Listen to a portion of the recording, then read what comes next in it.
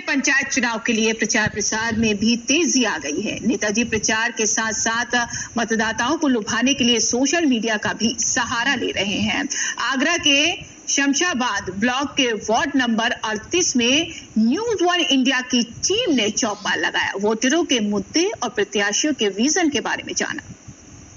पंचायत चुनाव का बिगुल बज चुका है, वहीं सरदर्दी भी पूरी तरह से तेज हो गई है। इस समय हम मौजूद हैं जिले आगरा के ब्लॉक शमशाबाद के वार्ड नंबर 38 में, जहां हम जानेंगे कि लोगों से कि उनकी क्या राय है।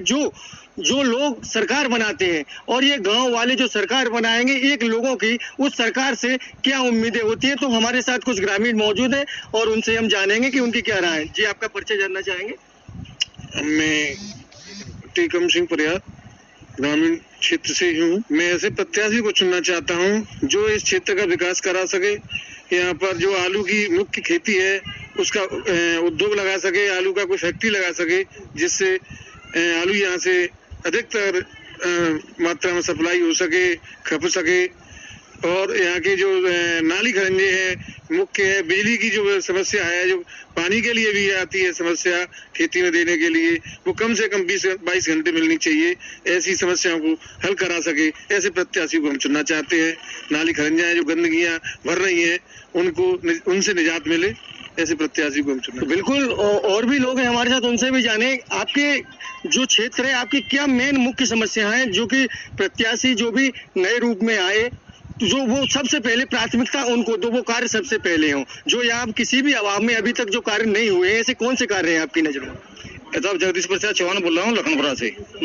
जो हमारे यहाँ कोई प्रत्याशी आता है वोट मांगने के बाद में वो 5 साल तक हमारे यहाँ कोई आता नहीं है, ना शकल दिखाता है, ना कोई काम करवाता है। हम ऐसे प्रत्याशी को चुनना चाहते हैं जो हमारा सड़क है, बिजली का इंतजाम करे, पानी का इंतजाम करे, सड़क का व्यवस्था करे, रास्ता का व्यवस्था करे, उससे हमें थोड़ा सा लाभ हो। हमारे यहाँ सबसे ज्यादा आलू की खेती होती है और गोभी की खेती होती है, उससे हमें लाभ होता है। पर हमारे लिए रास्ता नहीं है, गाड़ियों के लिए रास्ता नहीं है, साइकिल के लिए रास्ता नहीं है और पैदल के लिए रास्ता नहीं है। चौमासे में बरसात हो जाती है, उससे हमें बहुत ज्यादा परेशानी आती है। अब तुम बताओ हम किसको चुनते हैं, वो आदमी गायब हो जाते हैं। तो किस टाइप का प्रत्याशी चुनना चाहेंगे? हम अपने सावधा व अपना प्रत्याशी चुनेंगे जो हमारी मदद करे। हम उनको मदद करेंगे, वो हमारी मदद करें। तो लोगों का बिल्कुल कहना है कि वो ऐसा प्रत्याशी चुनना चाहते हैं जो कि क्षेत्र में विकास कार्य करे। और भी लोग हैं, उनसे जानेंगे रोजगार को लेकर क्या कहना है। आपका चुनावी माहौल है, तमाम वादे प्रत्याशियों द्वारा किया ये जो अपना वार्ड 38 है सबसे ज्यादा मतदाता है और ये वार्ड सबसे ज्यादा पिछड़ा हुआ है। ये जो गांव लखनपुर है इसके लिए कच्चा रास्ता है, आजादी को इतने साल हो गए। यहाँ पे लोग आज भी कच्चे रास्ते में चले। जब बारिश होती है तो निकलने की रास्ता नहीं मिलता लोगों को। अपनी रात में कोई दिक्कत होगी, बीमार हो गया तो कैसे जाएगा, हॉस्पिटल कैसे जाएगा। वही स्थिति स्कूलों की है कि स्कूल में 2 मास्टर आ रहे हैं, 2 नहीं आ रहे, बच्चों की पढ़ाई लिखाई हो रही, प्रभावित हो रही है। बहुत सारी समस्या। सबसे बड़ी ये बात यह है कि अपना जो क्षेत्र है आलू बेल्ट है, सबसे ज्यादा आलू पैदा होता है शमशाबाद क्षेत्र में और ये अपना जो 38 वार्ड है शमशाबाद में ही है।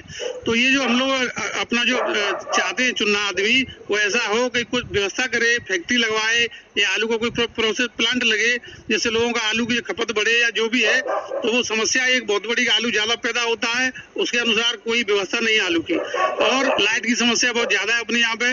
लाइट 10-12 घंटे आती है, रात में कट जाती है, दिन में कट जाती है। किसान है, सिंचाई के लिए पानी की जरूरतें होती हैं, वो जरूरतें पूरी नहीं हो रही हैं। हम लोग चाहते हैं कोई ऐसा प्रत्याशी आए जो इन समस्याओं का समाधान करे और सबको साथ लेके चले।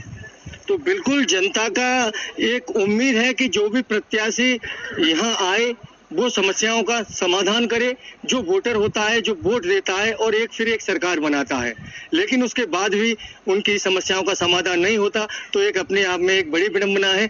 इस समय हमारे साथ मौजूद हैं जिला पंचायत सदस्य वार्ड नंबर 38 के प्रत्याशी के पति युवराज परिहार। उनसे हम जानेंगे। युवराज जी, अपना शमशाबाद क्षेत्र एक हब बन चुका है आलू का, तो आलू के लिए आप, अगर आपको जनता चुनती है तो यहाँ के किसानों के लिए आप क्या कुछ करेंगे और अब तक आपने क्या कुछ किया है? देखिए, सबसे पहली बात तो मैं आपको बता दूं कि शमशाबाद क्षेत्र का जो आलू है या आगरा का जो आलू है वो सिर्फ इंडिया में ही हब नहीं है। पूरे विश्व में किसी भी देश में इतना आलू एक जगह पैदा नहीं होता है। आपकी जानकारी बता दूं, लगभग 350 कोल्ड स्टोरेज जिला आगरा में है। समस्याएं बहुत सारी हैं आलू को करके। हम लोग कहते हैं कि सर फैक्ट्री नहीं खुल रही है, ये काम नहीं हो पा रहा है। उसके पीछे बहुत बड़ा एक प्रोसेस है। फैक्ट्री तो खुल जाएगी और फैक्ट्री में आपको बता दूं, ये सभी लोगों बड़े हर्ष का विषय भी है कि आईटीसी कंपनी ने हमारे मथुरा के पास कोसी में एक बहुत बड़ा प्लांट स्टार्ट भी चालू कर दिया है, जो कि मैन्युफैक्चरिंग स्टेट्स पे इस साल दिसंबर तक आ जाएगा। दिसंबर में वहां से इस साल काम स्टार्ट होना साल हो जाएगा। लेकिन सबसे पहली बात यह है कि हमारे पास प्रोसेसिंग के आलू का बीज होना चाहिए, हमारे पास प्रोसेसिंग के आलू का उत्पादन होना चाहिए। हर आलू से चिप्स नहीं बन सकता है, चिप्स की अलग वैरायटियां हैं, खाने की अलग वैरायटियां हैं। मेरे ख्याल से पिछले 50 वर्ष की मैं बात करूं या पिछले जब से देश आया तो बात करूं, पहली बार ऐसा हुआ है कि आगरा में सीपीआरआई ने अपना एक ट्रायल सेंटर बनाया है, और वो सौभाग्य से थोड़ी सी मेहनत करने के बाद वो मेरे खेतों पर लगा हुआ है। सरकार की तरफ से वहाँ पे सीपीआई की तरफ से वहाँ पे 8 वैरायटी लगाई गई है। उन 8 वैरायटियों में 4 वैरायटी प्रोसेसिंग की थी जो कि फैक्ट्री में काम आने वाली है, और 4 वैरायटियां खाने के आलू की थी।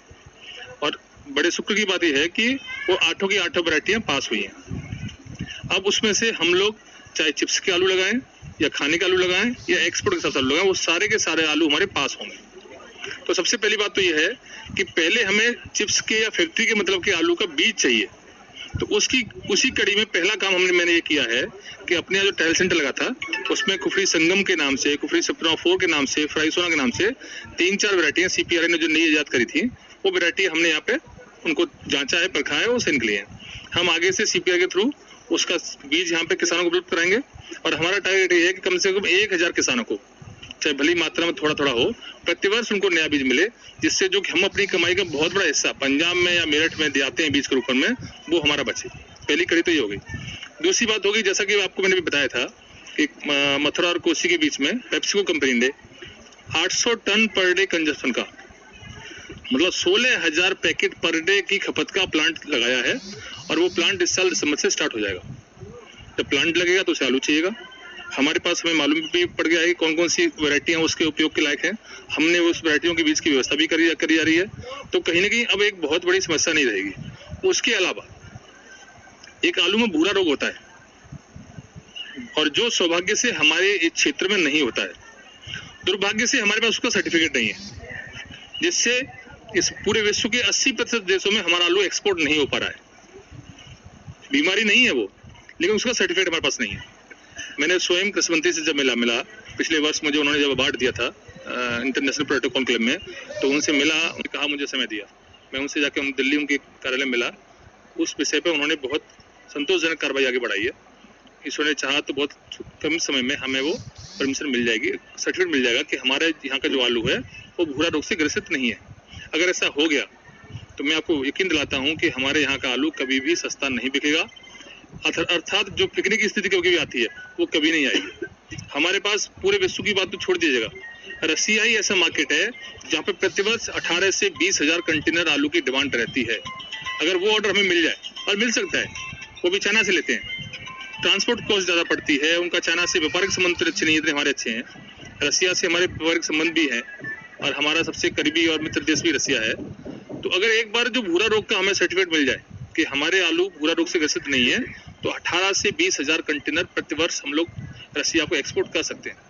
जी, और भी आपके वोटरों ने, जैसे आपका क्षेत्र के जो वोटर हैं, उन्होंने बताया कुछ उनकी मूलभूत समस्याएं हैं, जैसे सड़क है, बिजली है। तो इसके लिए अगर आपको जनता चुनती है तो क्या करेंगे आप? देखिए, सामान्य तौर पर कोई भी प्रतिनिधि जो जनता चुनती है, तो प्रतिनिधि के पास 2 ऑप्शन होते हैं, या तो खुद का विकास करे या क्षेत्र का विकास करे। बड़ी सिंपल सी बात है। तो आप किस तरह का विकास करेंगे? मेरी जनता भलीभांति जानती है, मेरे वोटर भलीभांति जानते हैं, जो मेरी जनता जानते हैं वो सब मेरे करीबी है, मुझे परिचित है।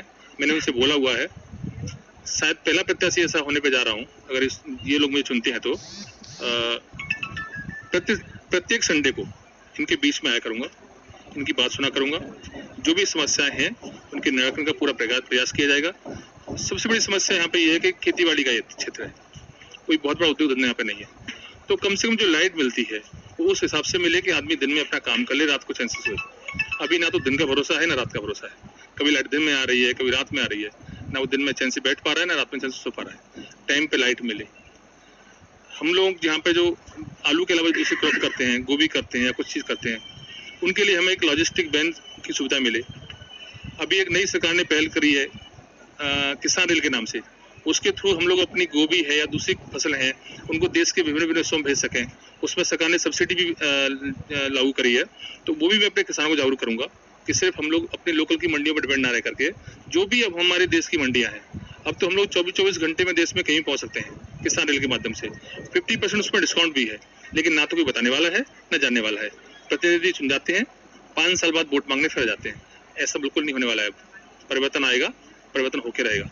बिल्कुल युवराज जी, आप वार्ड नंबर 38 से खड़े हुए हैं, तो वार्ड नंबर 38 में आपकी नजरों में ऐसी कौन सी समस्या है जो मुख्य है और सबसे पहले अगर आपको जनता चुनती है तो आपकी प्राथमिकता वहीं रहेगी?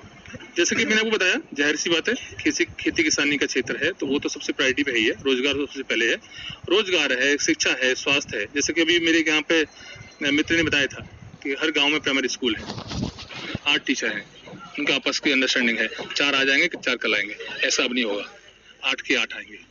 शिक्षा जब तक नहीं बढ़ेगी, क्षेत्र का विकास नहीं हो सकता है। जब तक अच्छा स्वास्थ्य नहीं होगा, लगभग हर दूसरे तीसरे गांव में स्वास्थ्य सेंटर है, क्या तो चिकित्सक आते नहीं है? आते भी तो आधे घंटे के लिए आते हैं, उनकी अपनी प्राइवेट क्लिनिक है, वहाँ जाके काम करते हैं। अब ऐसा नहीं होगा। आपका जो जिम्मेदारी है, आपकी जो ड्यूटी है, आपको निभानी पड़ेगी। क्षेत्र की जनता जागरूक होने जाने जा रही है, ऑलरेडी हो भी चुकी है। होता क्या है कि उनको जनप्रतिनिधि का साथ नहीं मिलता है। जनता शिकायत करती है प्रतिनिधि से और प्रतिनिधि शिकायत को लेकर के अपने डस्टबिन में डाल देता है। अब ऐसा नहीं होगा। क्षेत्र में कोई भी शिकायत होगी, उसको प्रॉपर तरीके से यथास्थान रखा जाएगा और उसका निवारण करा जाएगा।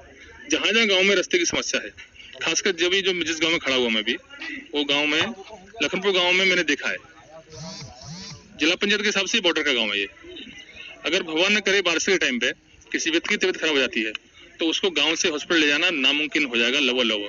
तो कम से कम ऐसा तो ना हो, जो मूलभूत सुविधाएं हैं वो कम से कम लोगों को मिलना चाहिए, क्योंकि वो उनका अधिकार है। कोई प्रतिनिधि ऐसा करके उनके परेशान नहीं कर रहा है। प्रतिनिधि का काम है और जनता का अधिकार है। तो मैं अपना काम करूंगा और जनता के जो भी अधिकार हैं उनको दिलाने का पूरा प्रयास करूंगा। तो बिल्कुल ये हमारे साथ थे वार्ड नंबर 38 के जिला पंचायत सदस्य प्रत्याशी पति युवराज परिहार। उनका कहना है कि उनकी सबसे पहले प्राथमिकता रहेगी कि जो लोगों की समस्या है उसको जल्द से जल्द निवारण किया जाए। आगरा से अपने साथी नरेश ठाकरे के साथ मैं संदीप शर्मा, न्यूज़ 1 इंडिया। चलिए, इसी के साथ इस खास कार्यक्रम में इतना ही। आप बने रहिए न्यूज़ 1 इंडिया के साथ।